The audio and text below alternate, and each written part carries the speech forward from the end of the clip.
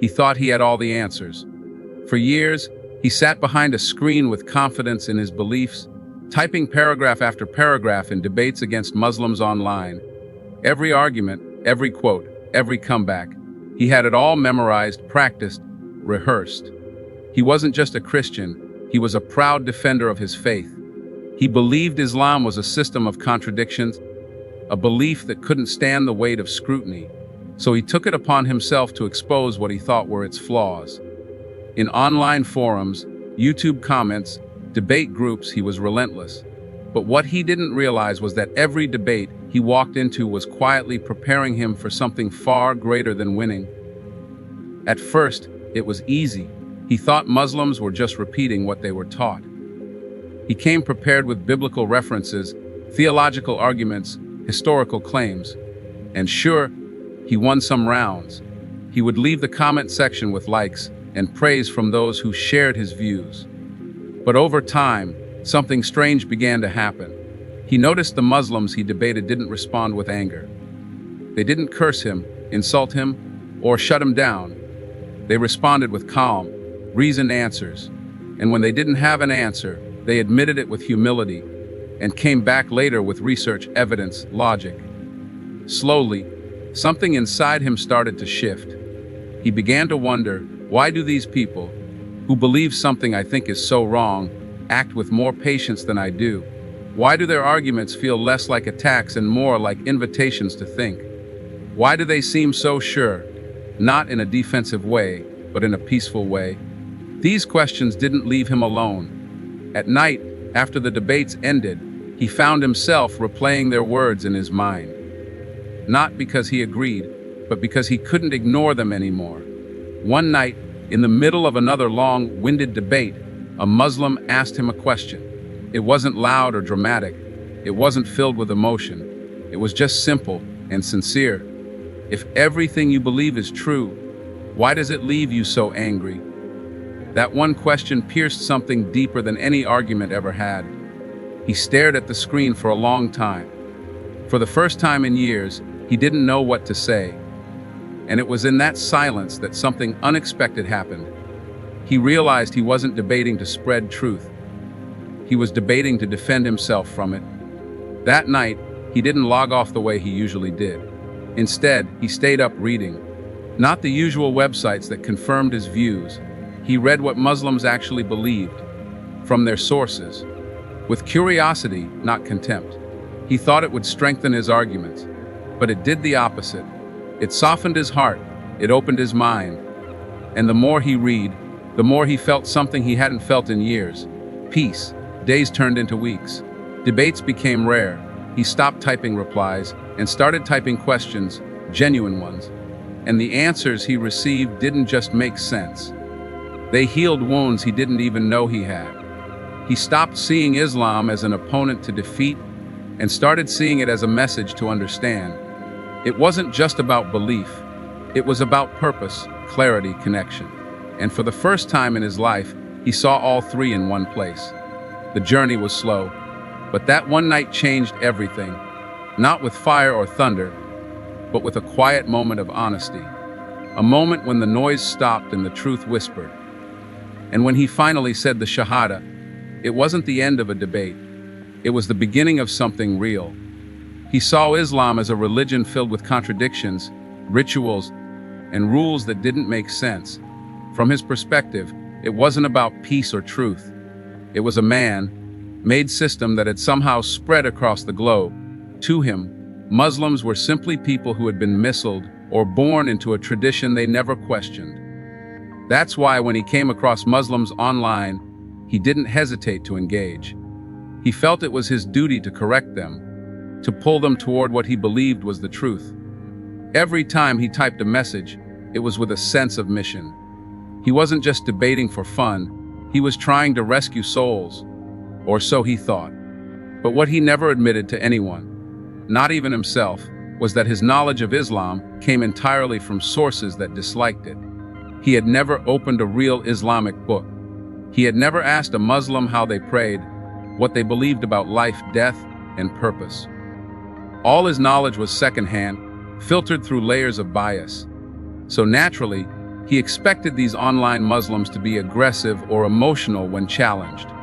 But that's not what happened.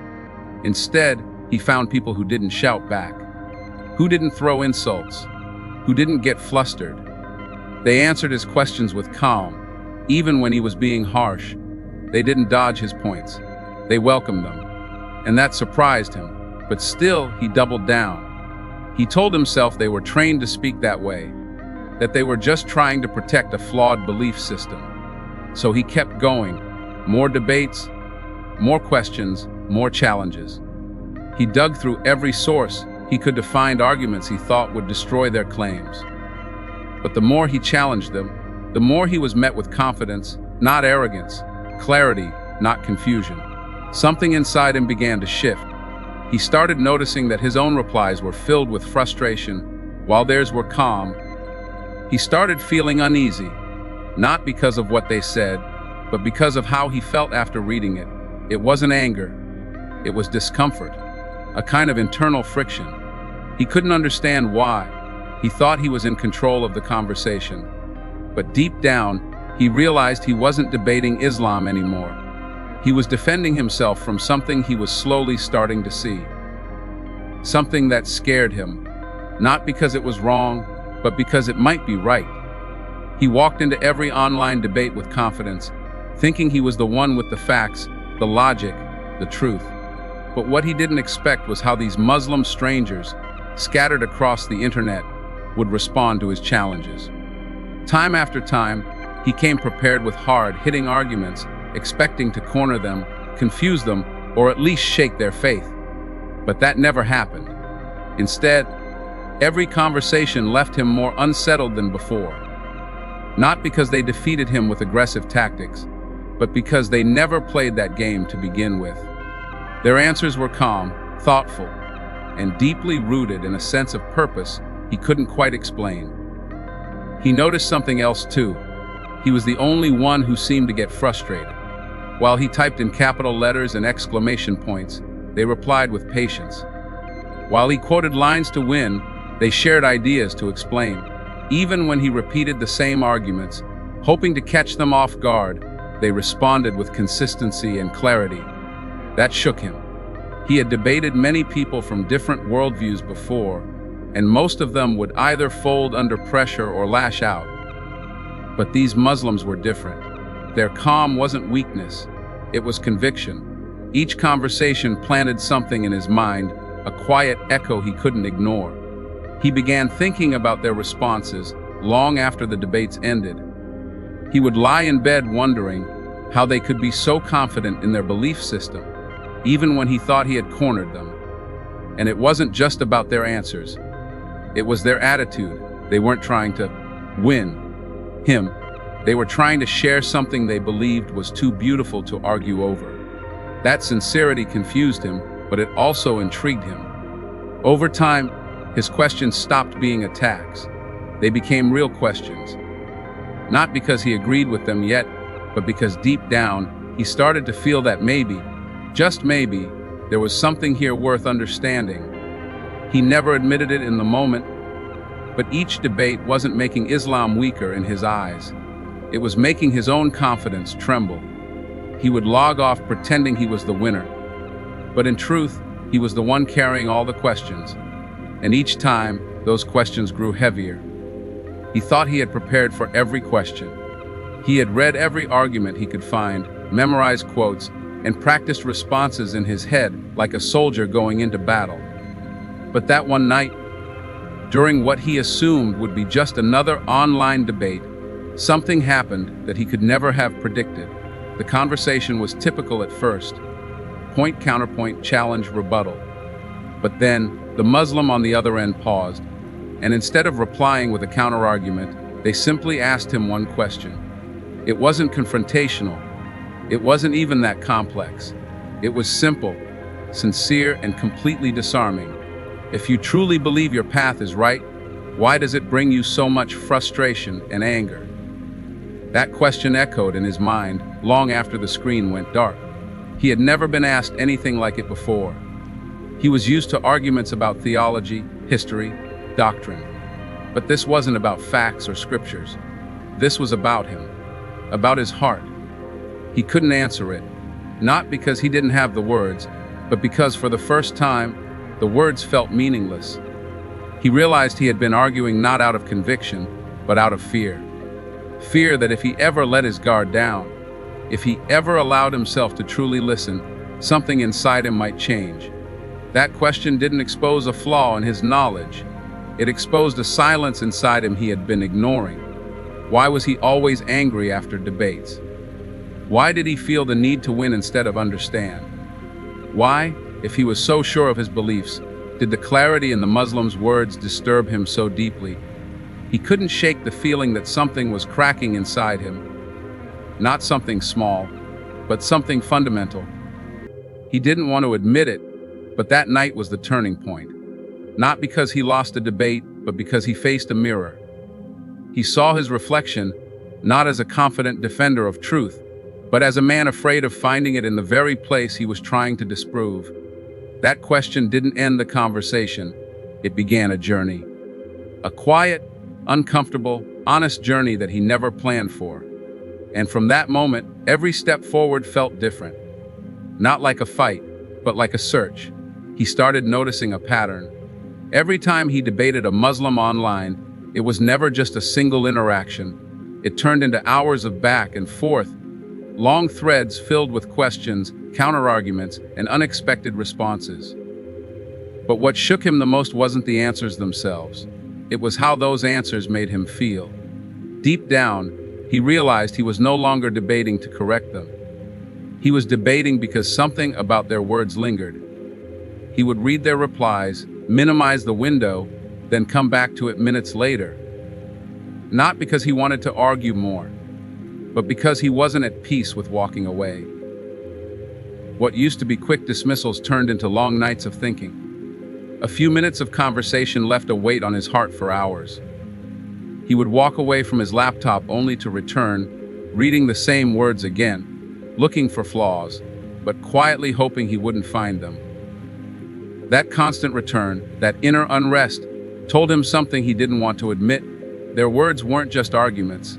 They were invitations. Not once did they say, "You're wrong." Instead, they asked, "Have you truly looked?" He began noticing that the more he tried to refute, the more he exposed his own uncertainties. Not in public, not in the debate thread, but in the silence of his room, late at night, when no one was watching. He would ask himself, why does this make me uncomfortable? Why can't I let go of what they said? He had spent so much time building walls around his beliefs, convinced they were unshakable, but now those walls were being questioned, not by others, but by his own thoughts. He started researching not just to win arguments, but to understand. And what he found wasn't what he expected. Instead of confusion, he found structure. Instead of contradictions, he found harmony. Every new discovery didn't make him feel threatened, it made him feel calm. He was beginning to see Islam not through the lens of debate, but through the lens of reality. He realized that the peace and purpose he saw in the Muslims he debated wasn't an act. It was something they genuinely carried, something rooted deep inside them. And slowly, he started to want that peace too. Even after all the debates, all the late-night research, and all the internal conflict, he still held on. Not because he wasn't convinced in his mind, but because his heart refused to surrender. He had always lived with a certain identity, a worldview shaped by everything he grew up with. And now, standing at the edge of a realization that Islam might be the truth, he felt afraid. Not of the religion itself, but of what it would mean for his life, his relationships, his community, and his past. It's one thing to believe something is true. It's another thing to let go of everything you've known to follow it. That gap between the mind and the heart became his biggest struggle. He would sit alone at night, reading stories of converts who found peace in Islam, but then close his browser and pretend he wasn't moved. He would rehearse the arguments in his head again, this time not to challenge Islam, but to reassure himself that what he believed before still made sense. But the truth was, it didn't. Not anymore. The calmness he once saw in Muslims, he now craved for himself. The questions he once asked with sarcasm, he now asked in silence with sincerity. He had crossed the point where he was seeking answers to win. He was now seeking answers to live by. But what kept him from taking that final step was the fear of change. What would his friends say? What would his family think? Would he lose everything that once defined him? That fear wrapped itself around his heart like chains, holding him back even as his mind screamed that this was the truth. Yet, the more he delayed, the heavier the silence became. He realized no one was stopping him. No one was watching. No one was pressuring him. It was just him, his thoughts, and a truth that wouldn't let him go. And then one night, without a video, without a scholar, without a debate, just him and the weight of his own thoughts, he whispered the words he once mocked. He didn't say them for anyone else. He said them for himself. For the first time in his life, he wasn't trying to win. He was trying to be real. He never imagined that peace could feel like this. After years of debates, endless nights of questioning, and pushing back against the very faith he now embraced, the silence after taking the Shahada was unlike anything he had ever experienced. It wasn't just silence. It was stillness, a calmness that felt like everything around him had finally stopped spinning. For the first time in his life, his heart wasn't loud with doubt or fear. It was quiet. And in that quiet, he felt grounded. No flashes of emotion, no dramatic scenes, just an overwhelming sense that he was exactly where he was meant to be. The most surprising part wasn't just the peace, it was the clarity. He started seeing things differently. The chaos that used to fill his mind after every debate was gone. The need to prove something, to win, to convince others, it had all faded. In its place was a deeper purpose. He no longer needed to argue because he now understood what they were trying to tell him all along. Islam wasn't about perfect answers or complex arguments. It was about truth that speaks to the soul. A truth that sits quietly in your heart, even when your mind is still catching up. He began noticing how his habits changed, not out of pressure, but out of love. His days had more structure, his thoughts had more depth, and his actions carried more intention. The emptiness he used to feel, the confusion he tried to bury under confidence, had slowly been replaced by a connection. Something real, something he didn't have to fake or defend. He wasn't searching for identity anymore. He had found it. What surprised him the most was how natural it all felt. Islam didn't erase who he was. It gave him a new lens through which to understand himself. He still had the same name, the same past, the same personality. But now, everything had meaning.